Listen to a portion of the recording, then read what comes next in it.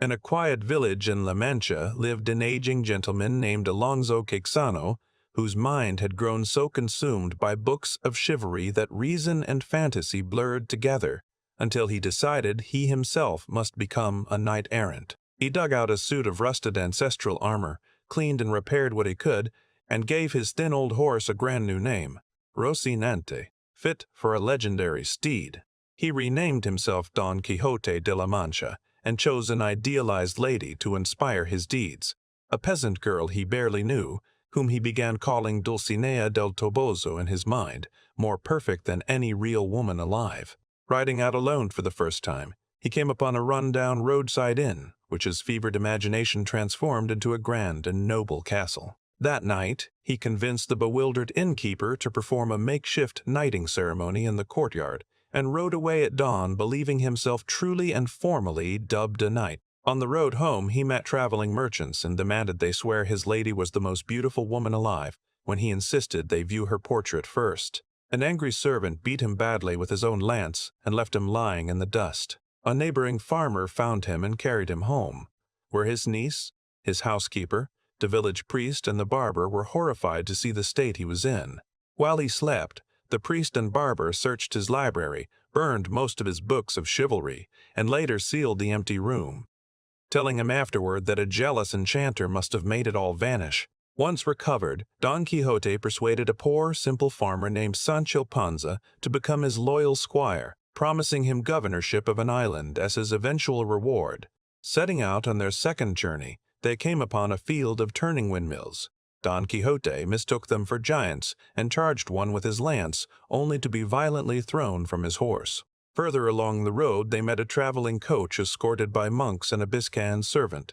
Convinced a lady inside was being held captive, Don Quixote provoked a tense duel with the servant that ended in an uneasy standoff. Later, Rocinante's restlessness among a group of pack mules led their drivers to beat both Don Quixote and Sancho badly, before riding on and leaving them bruised on the roadside. Taking shelter at another humble inn, Don Quixote again mistook for an enchanted castle. A night of confusion involving the servant girl Maritornes led to further chaos and fresh bruises for everyone involved. At the same inn, mischievous guests tossed the miserable Sancho again and again in a blanket, while Don Quixote, trapped outside the courtyard walls, could only watch helplessly in furious frustration, spotting a great cloud of dust on the road ahead. Don Quixote convinced himself two mighty armies were about to clash and charged directly into what was actually a peaceful flock of sheep. Scattering them before furious shepherds knocked out several of his teeth with stones. That night they came upon a solemn procession of mourners escorting a covered body by torchlight. Certain they were sinister enchanters, Don Quixote charged and scattered them, injuring one before learning the truth of what he had done. Spying a traveling barber wearing a shining basin as a rain hood, Don Quixote convinced himself it was the legendary golden helmet of Mambrino won it in a brief comic skirmish, and proudly wore it as his own from that day on. Meeting a chain gang of convicts being marched to the galleys, Don Quixote decided the whole arrangement was a grave injustice and freed them by force, only for the ungrateful men to turn and pelt him and Sancho with stones before robbing them and fleeing. Fleeing into the wild Sierra Morena mountains, they encountered a young nobleman named Cardenio, half mad with grief, who told them the sorrowful tale of how his beloved Lucinda had been stolen from him by his own false friend Don Fernando. Inspired by tales of knights doing penance for their ladies, Don Quixote decided to imitate them alone in the wilderness, performing wild antics in Dulcinea's honor, and sending Sancho to deliver a devoted letter to her in El Toboso. On his way to deliver the letter, Sancho instead met the village priest and barber searching for Don Quixote, and together with a clever young woman named Dorotea, they devised a plan for her to pose as a distressed princess to lure the knight safely home. Dorotea confided her own sorrowful story to the priest and barber, revealing that she too had been betrayed and abandoned by the very same Don Fernando who had wronged Cardenio's beloved. Disguised as the fictional Princess Micomicona, Dorotea convinced Don Quixote that only he could restore her stolen kingdom, and the whole company set off together back toward his home village. By sheer chance, they stopped again at the familiar roadside inn where Don Fernando himself arrived with Lucinda. After a tense and emotional confrontation, old wrongs were undone. Cardenio was reunited with his beloved, and Don Fernando reconciled with Dorotea. That same night, Don Quixote sleepwalked into the inn's storeroom and, dreaming he battled a giant, slashed open several wineskins, flooding the room with red wine while the horrified innkeeper looked on.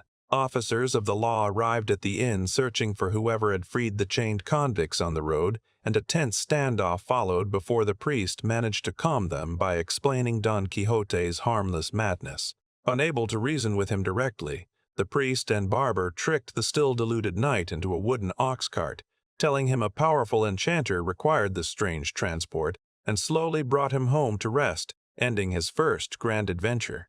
Months later, Don Quixote had recovered his health, though not his sanity, and a young university graduate named Sansón Carrasco visited to tell him with quiet amusement that a book recounting his earlier adventures had already made him famous throughout Spain.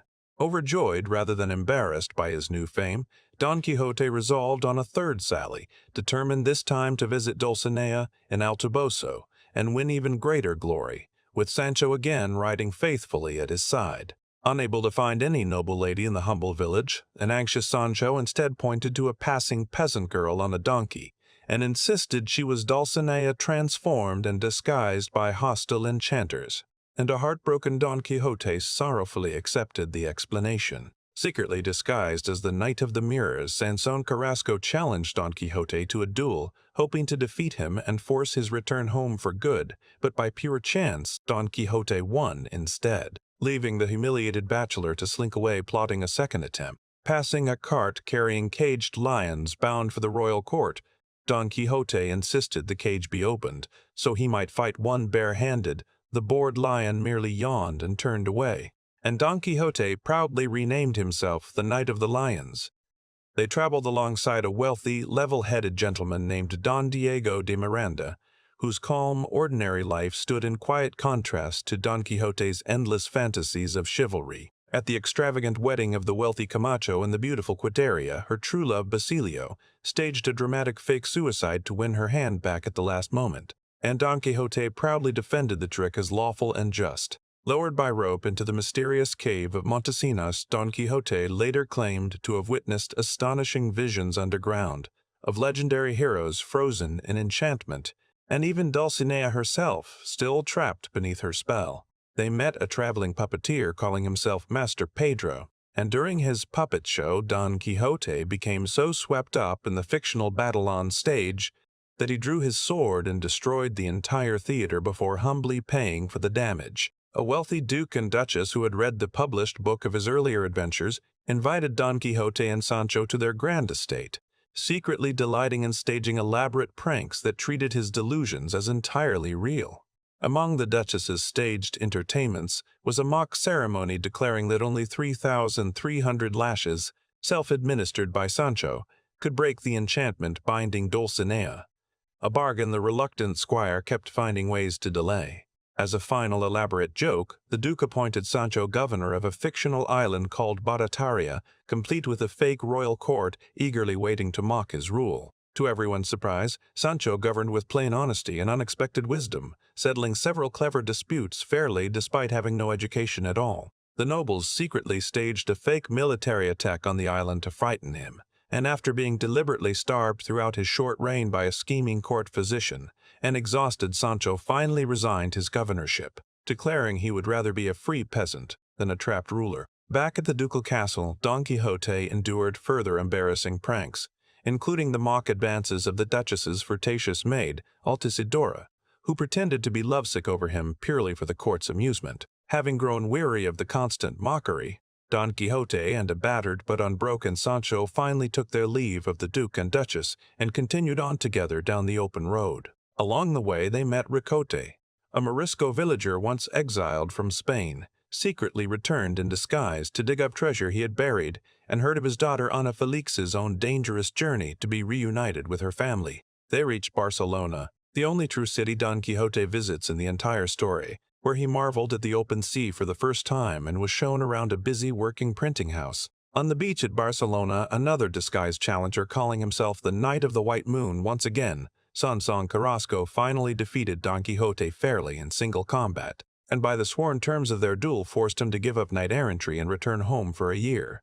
Devastated and humiliated, Don Quixote and Sancho began the long journey home, trampled along the way by a herd of driven pigs and worn down by a string of small final indignities. Don Quixote could no longer laugh off.